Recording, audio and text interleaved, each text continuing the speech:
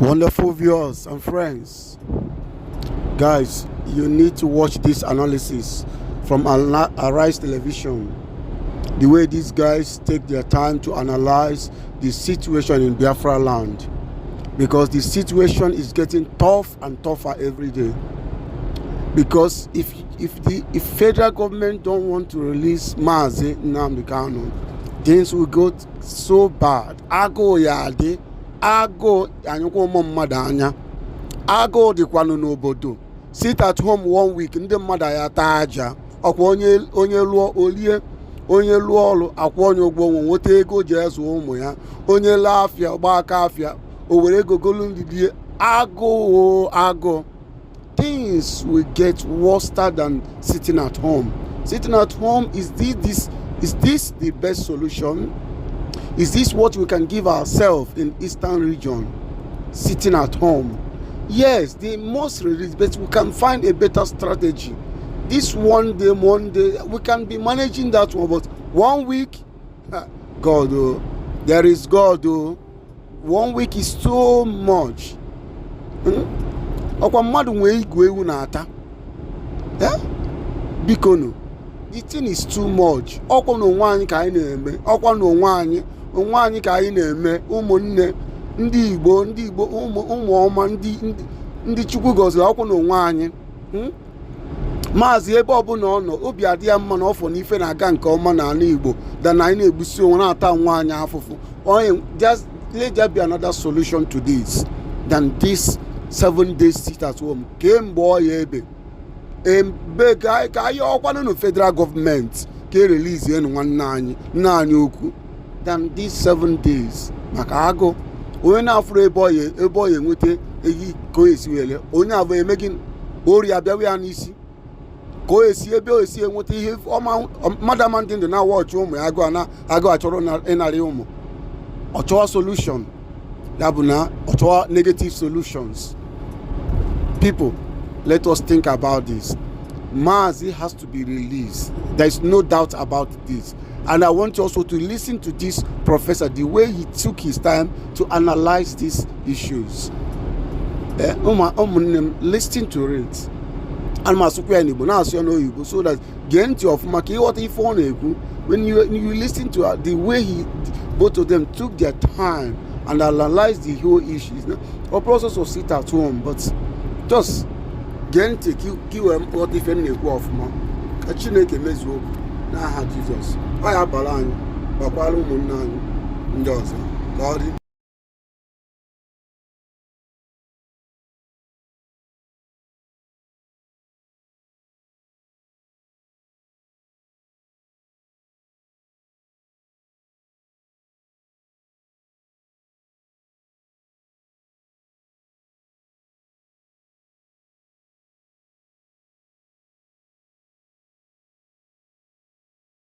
Insensate orders by his faction of proscribed indigenous peoples of Biafra, a secessionist group forcing the people to sit at home.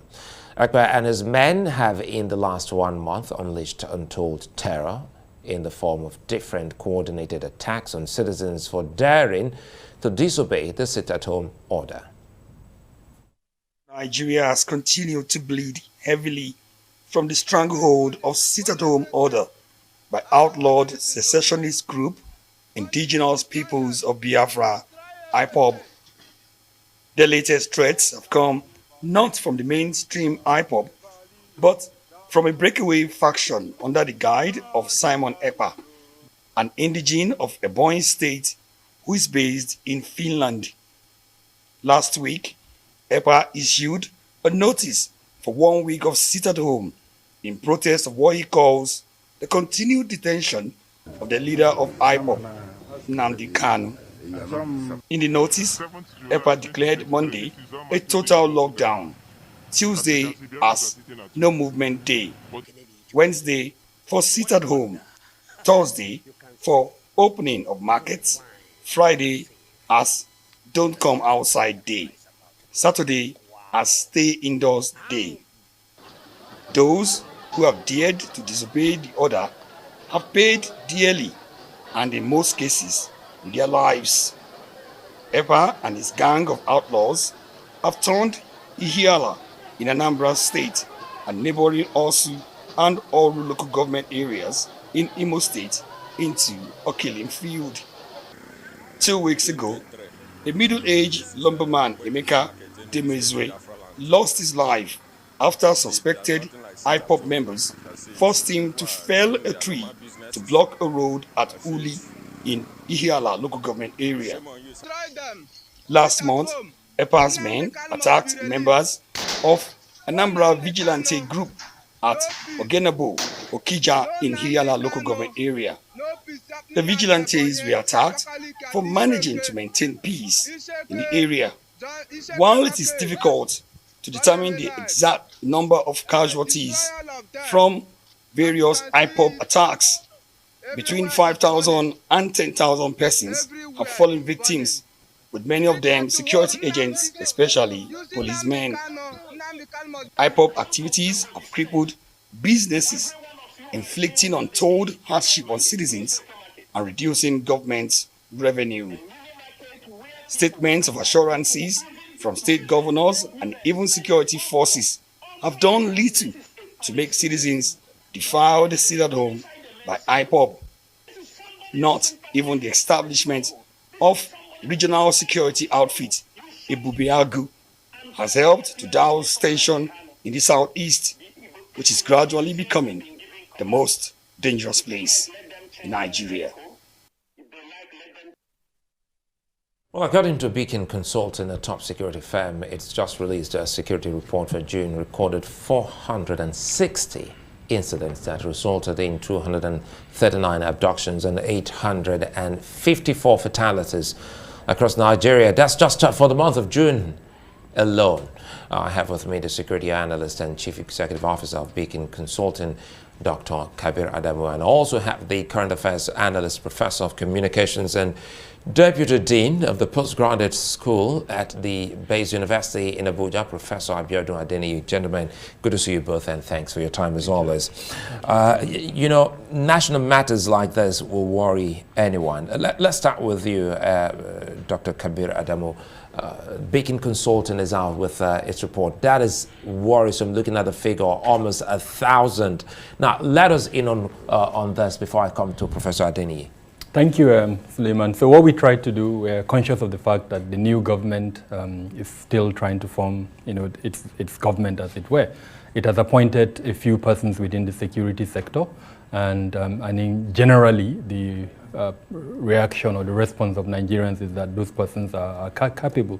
So what we've done, like we've always done in the past few years, is to give a presentation of, from a data point of view, metrics, how many persons have died within the period, what were the reasons for those deaths, which regions were affected by the fatality figures more. And what we saw is that the northern part of the country, just like we've seen in previous months, had more fatalities. About 80% of that 800 plus persons were in the northern half of the country. Incidentally, the southeast, despite what we're discussing, featured as the region with the lowest number of deaths. Interestingly, yeah, the southwest had the highest rise month to month. So what that data does to you, it gives you a dashboard where you are able to see those developments, and then if you are interested in a granular understanding, have a picture of what is behind the deaths. So we know, as an example, in almost all the regions, there are non-state armed groups that are challenging the supremacy of the use of force by the state. The same, if you go to the northeast, the same thing. Come to the northwest, north central, southeast, of course, we were discussing the indigenous people of Biafra and the various other factions of that group operating in the southeast. So clearly, that is one feature that moves across Nigeria. There are other threat elements, the farmer harder violence, banditry, violent criminality, name them, that are also affecting. But the one common feature that came almost prominent within our report is the activities of these non-state armed groups. And sadly, the inability of our security measures to prevent the activities of these groups. I'll come back to you, Dr. Adamu, so that we can talk about what's really behind the death, and the figure are quite revealing. Professor Adeni, listening to the two elders from Nigeria Southeast, some of the key concerns will be about that meeting. You think it's too little, too late? No.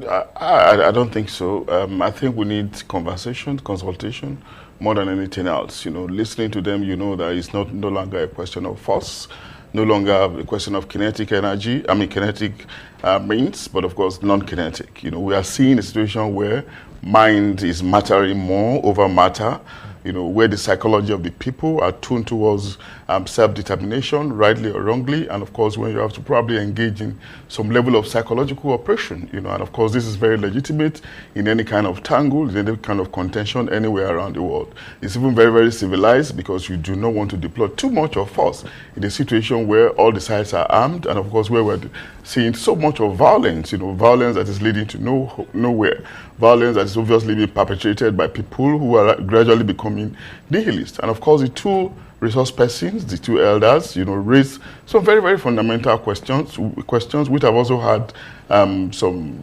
respectable elder statesmen raised before, that that things have happened in the past that is making them ask the question: are they really still part of this country? So what's wrong with us answering that question? What's wrong with our leaders or those at the helms of power answering that question? And the simple response is yes, you're still part of Nigeria. Now, what do you want? To bring about, to bring about peace on all the sides. The measures are not too far-fetched. It just takes some courage, some political will. One, I think, first and foremost, even if it's going to be at the level of experimentation, get Nnamdi Kalu released. Get him released and see the extent to which this will go to pacify the restive youths, the violent youths, or the unknown government perpetrating this level of crime that is becoming very, very disturbing. Yes, we keep saying that it is the people that are affected, the economy is being affected, but the Nigeria entity is also being affected, because there's a level of interconnection, cross-cutting interaction that happen amongst all the sides. We cannot deny the fact that we are also being affected. So we can get into this conversation, release him, and after that, then look at some more fundamental issues, some subterranean issues that are deep-seated, question of exclusion, from national government. What's wrong with, forget about the voting pattern, the fact that they probably didn't vote for you, show some greater grace, include some more Igbo men in government, and of course go beyond that as well, and think about the creation of more states in the place. By the time you give them some higher level of attention, it's just about having that courage. It's not like you think that you're succumbing to some level of, I beg your pardon, to some level of blackmail. I think it is statesmanship, it is statecraft, and of course nations around the world have embarked on different levels of moves, to assuage, complaining sections in the interest of nation building. Remember, in the past, we've talked about dot in the circle, we've talked about Biafra. People are beginning to imagine, a better nation, in an emerging state of Biafra, rightly or wrongly though, but again, you have to take step, systematic step, to get them to think away from this direction. Because that's why I said it's a question of the mind now, not necessarily about matter. Okay, let me bring in Dr. Adamu here quickly here, and before we round off by talking about some key solutions, let's pick two other key things from this findings by Beacon Consulting. The reason behind the death and why there seem to be some, less of such in the Southeast, because everyone thought that the Southeast had more of that, but again, your findings have shown quite the contrary. Yeah, remember that the report is for June, and I'm sure almost certain that by the time we release that of July, we'll probably see an increase. And it's revealing. If we do see an increase, what is the reason for the increase? The agitation and the violence by a particular group, how that is contributing to fatalities in a region, and our inability as a state to prevent that from happening. To that extent, I agree with the statement coming. Where I differ is the fact that we should reward offending, as it were, with some level of, whatever reward we want to give it. I think we should go back, take a step back and ask ourselves, what are the provisions of our law? The response by the immediate past government is that they cut injunction asking that he should be freed, there was a stay of execution. Now, I think this government needs to go back to that. Was there a stay of execution? What was the basis of that? What did it follow due course and all of that? But I am not an advocate of us voiding the law. We should comply with the provisions of the Constitution and our laws. Now, if the court says he should be released and there are grounds for that, of course he should be released. But it still leaves us with a problem. The incitement, the advocating of violence that is still happening, that should not be condoned in any way. So my submission is threefold. A security solution, a political solution that has a diplomatic component to it, and then of course a whole of community approach. Some of the narratives I'm hearing coming out from the Southeast, I don't think it would really help. We need to accept where someone is at fault. We need to accept that that person is at fault and condemn him in a manner that discourages others who want to toe that line. If we pretend that that fault, quote and unquote, does not exist, all we're doing is we're encouraging others to toe his line. And as a country, I don't think that's what. It's the same thing I'm advocating for the Northwest as an example, the bandits. When they break the law, they should be treated like that. So when someone breaks the law in the Southeast, he should also be treated in that manner. And quickly here, one more with you, Kabir Adamu. How can security be deployed without any form of pushback from the same people who so demand for security? What is the essence of security? Protection. So if someone realizes, and I think this is why I consistently, in the report, we spoke about security sector governance and to an extent security sector reform. If as a Nigerian I can relate with the fact that security is there to protect me and my property, and I'm going to support security. If, however, a group of persons are able to exercise the kind of influence, I want us to appreciate the relevance of the word influence. If they are able to come out with an injunction to say sit at home and enforce it, then something is wrong with our capacity as a state. And that is what makes the distrust, the huge gap between the government and the government will continue to widen for as long as we cannot protect them. And I think that's what we need to ensure we're capable of doing. Is it by the use of military force? No. There are about 27 ministries, departments, and agencies in government. If we're going to enforce all of them to play their constitutional mandate, the weapons that these guys are using, I mean, we don't manufacture those weapons. They're coming in through most likely either our sea or land or from other water bodies. So many components of law enforcement. If we can strengthen it and reduce the capacity of these non-state armed groups to exercise influence, then the average Nigerian, irrespective of where he lives, will see the state as something he can relate with and support better. So again, three components. The security component is important. The political component, which almost everybody has spoken to. Yeah. Of course, the diplomatic. The guy in question lives in another country that has an embassy here. We have a diplomatic relationship with that person. So the powers of the state, our national powers, I think is what we need to ask. And to that extent, I think the Office of the National Security Advisor with the Ministry of Foreign Affairs and several other agencies of government would need to sit together and come up with a strategic approach on how to manage this issue. Okay, Professor Adeni, let's close this with you. And he's given three key solutions: security solution, political solution, and the diplomatic aspect of it. Let us in more on the non-kinetic approach you spoke about. And he spoke about sensitizing the people, perhaps, that may work. You see, in a fragile, multi-ethnic society like ours, you continue to see an Abubakar Shekau coming up at some point, one time or the other. You continue to see an Nnamdi Kalu, and of course a Simon Ekpa. You may not be able to, exclude them at some point in the future.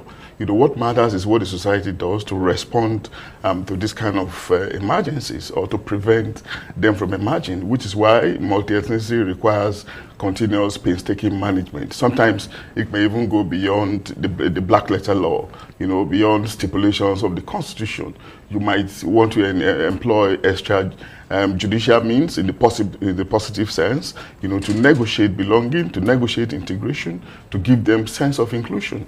And that's the point where I think we are getting to with the case of the Southeast. Yes, the law has been there. We know that our security agencies also have limitations. And they are undermanned. We are talking about increasing their number, the strength of our fighting forces. Where we're talking of them, we're also talking about declining resources. How do we accommodate that, to guarantee sustainability?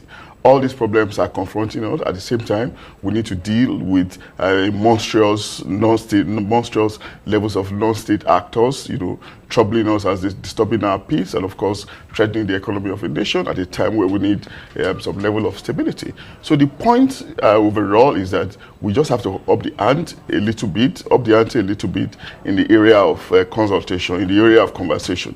One of the resource persons said earlier that in the build-up to elections, they were able to talk to some people, and they permitted election. So if it could happen at some point, why don't we sustain it? Which means that these fellows are not spirits. They're watching us. They are listening. They are sensible. They know what they are doing. Why don't we engage more in psychological operation, dealing with their minds, trying to develop appropriate messages, coming from different angles, multi-level perspectives, so that we can all have some level of peace. Warfare is not always about kinetic. It's not always about having boots on the ground.